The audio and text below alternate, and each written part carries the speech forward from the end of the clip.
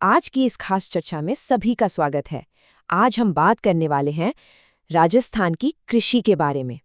अब देखिए, जैसे ही राजस्थान का नाम आता है, हमारे दिमाग में क्या आता है? रेगिस्तान, है ना? रेत के टीले और पानी की भयानक कमी।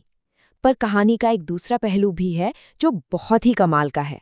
तो चलिए आज इसी कहानी की तह तक चलते हैं। तो सवाल ये उठता है कि क्या वाकई में राजस्थान जैसे सूखे राज्य में बड़े पैमाने पर खेती होती भी है? मतलब ये कैसे मुमकिन है? एक ऐसा राज्य जिसे हम उसकी गर्म और सूखी हवाओं के लिए जानते हैं, वहाँ आखिर खेतीबाड़ी होती कैसे है? असल में यही जो विरोधाभास है ना, यही राजस्थान की खेती को समझने की चाबी है। और ये टॉपिक इसलिए इतना जरूरी हो जाता है क्योंकि इस राज्य की आप सोचिए, लगभग 70% आबादी, जी 70% लोग अपनी रोजी रोटी के लिए सीधे सीधे खेती पर निर्भर हैं। तो ये सिर्फ इकोनॉमी का सवाल नहीं रहा, ये तो लाखों लोगों की जिंदगी का सवाल बन जाता है। तो फिर ये पूरा सिस्टम चलता कैसे है? तो इसका राज छिपा है अडेप्टेशन में, मतलब हालात के हिसाब से खुद को ढाल लेने में। राजस्थान के किसानों ने, आप कह सकते हैं, प्रकृति के साथ दोस्ती करना सीख लिया है। यहाँ की पूरी खेती बस दो मौसमों के आसपास ही घूमती है, और मजे की बात यह है कि हर मौसम की अपनी खास फसलें होती हैं। तो इसको ऐसे समझते हैं, एक तरफ है खरीफ की फसलें। ये वो फसलें हैं जो बारिश के मौसम में यानी मानसून में उगती हैं, जैसे कि बाजरा, जो कि मुख्य फसल है क्योंकि उसे कम पानी चाहिए। और फिर ज्वार, मक्का, मूंग, ये सब भी। और दूसरी तरफ है रबी की फसलें, जो सर्दियों में बोई जाती हैं, जैसे गेहूं, जौ, चना और सरसों। अब इन्हें पानी की जरूरत ज्यादा होती है, तो इन्हें सिंचाई चाहिए होती है। तो साफ पता चलता है कि किसान कितने समझदारी से मौसम के हिसाब से अपनी फसलें चुनते हैं।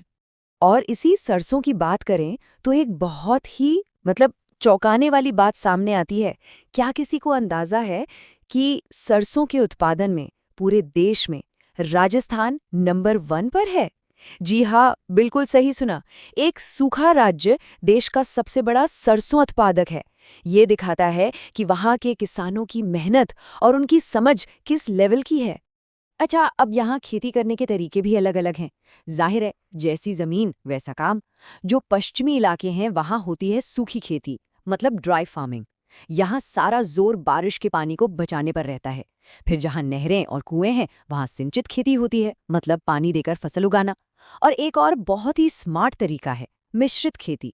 इसमें क्या होता है कि खेती के साथ साथ पशुपालन भी करते हैं, ताकि मान लीजिए अगर फसल खराब हो गई तो आमदनी का दूसरा जरिया बना रहे।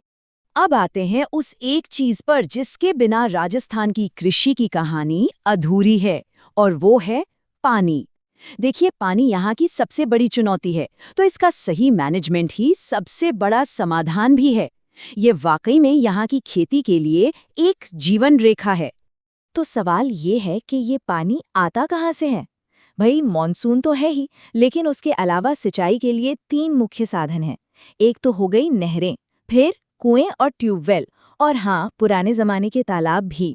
इन्हीं सब का इस्तेमाल करके किसान जैसे तैसे अपनी फसलों को बचा पाते हैं। लेकिन इन सब में से जो सबसे अहम चीज है ना, वो है नहरें। सच कहूं तो नहरों ने तो राज्य के कई इलाकों की पूरी तस्वीर ही बदल कर रख दी है। तो चलिए जानते हैं वो कौन सी नहर है जिसने ये कमाल किया। इसका नाम है इंदिरा गांधी नहर परियोजना। ये राजस्थान की सबसे बड़ी सिंचाई परियोजना है, और इसे यूं ही नहीं, मरुगंगा भी कहते हैं।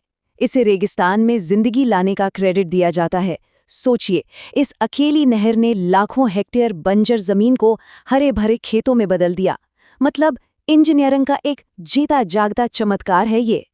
लेकिन इतनी सारी कामयाबियों और जुगाड़ के बाद भी ऐसा नहीं है कि सब कुछ ठीक हो गया है। किसानों के लिए जो चुनौतियां हैं वो आज भी खत्म नहीं हुई हैं। ये मुश्किलें आज भी उनकी जिंदगी का एक बहुत बड़ा हिस्सा हैं। तो ये 4 सबसे बड़ी दिक्कतें हैं। पहली तो कम बारिश और सूखा। ये तो जैसे एक स्थायी समस्या है।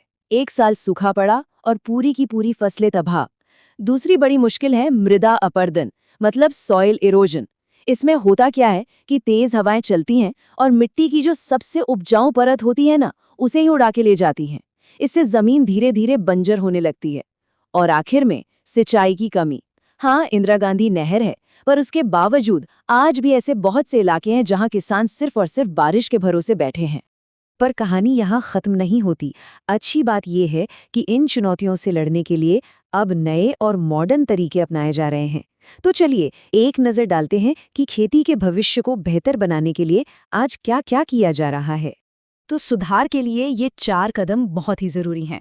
सबसे पहले तो मॉडर्न टेक्नोलॉजी को अपनाना, फिर ऐसे बेहतर बीजों का इस्तेमाल करना जो कम पानी में और सूखे में भी टिक सकें। तीसरा और बहुत ज़रूरी कदम है ड्रिप इरिगेशन। ये एक ऐसी तकनीक है जिसमें पानी सीधा पौधों की जड़ों में जाता है, मतलब पानी की एक एक बूंद का सही इस्तेमाल होता है। और इन सब के साथ साथ सरकारी योजनाएं भी किसानों तक मदद पहुंचाने का काम कर रही हैं। ये सब मिलकर ही एक बेहतर कल की उम्मीद जगाते हैं। तो आखिर में हम इसी सवाल पर आकर रुकते हैं। एक तरफ है आज की मॉडर्न टेक्नोलॉजी जैसे ड्रिप इरिगेशन, नए बीज, और दूसरी तरफ है किसानों का वो सदियों पुराना ज्ञान जो उन्होंने अपनी जमीन और मौसम को समझकर हासिल किया है।